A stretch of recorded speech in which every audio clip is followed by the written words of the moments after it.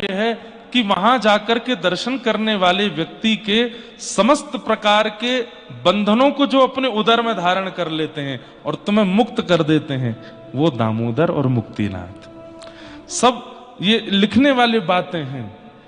मैं कल से कुछ और कर ही नहीं रहा हूं, केवल इसी चिंतन में लगा हूं, क्योंकि मैं भी आप लोगों की तरह पहली बार आया हूं ना, तो मैं भी तो यहां का अनुभव कर रहा हूं, मैं भी तो ढूंढ रहा हूं, मैं भी तो देखने जा रहा हूं क्या है कैसे है। तो ऊपर है दामोदर, मतलब जो जीवात्मा के समस्त बंधनों को उदर में धारण कर लेते हैं, और दामोदर जब बंधन धारण कर लेते हैं तो फिर क्या हो जाता है? मुक्ति। तो नीचे है मुक्तिनाथ, वे मुक्त कर देते हैं, अब तुम मुक्त हो। लेकिन यहां इस स्थान पर स्थानीय रूप से तो इस बात का प्रमाण है, पर हम लोग इसको स्वीकार कर पाते हैं कि नहीं, ये हमारी योग्यता पर निर्भर करता है।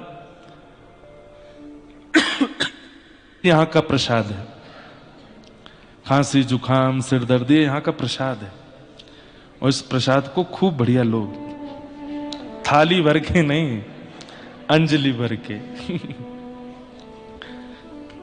इसीलिए प्रसाद इतना ही लेना चाहिए, ये यहां का प्रसाद है। तो मुक्तिनाथ भैया, इससे सुंदर अवसर मैं अगली बार चाहूंगा तो शायद नहीं बन पाएगा।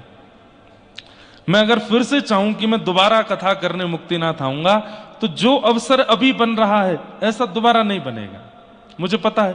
क्यों? पुरुषोत्तम मांझी 4 साल बाद आएगा, अगली साल तो आना नहीं है।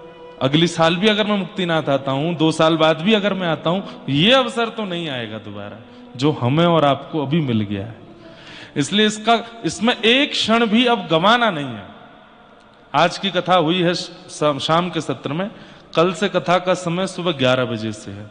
आप लोग 10 बजे आ जाना, 11 से 2 बजे तक कथा करेंगे।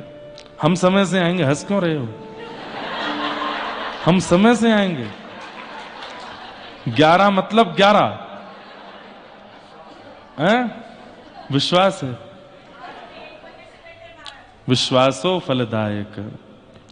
तो आप लोग 10 बजे आना, मैं 11 बजे आ जाऊंगा, और 2 बजे तक कथा करेंगे। फिर यहां से मुक्त होते ही प्रसाद पाएंगे।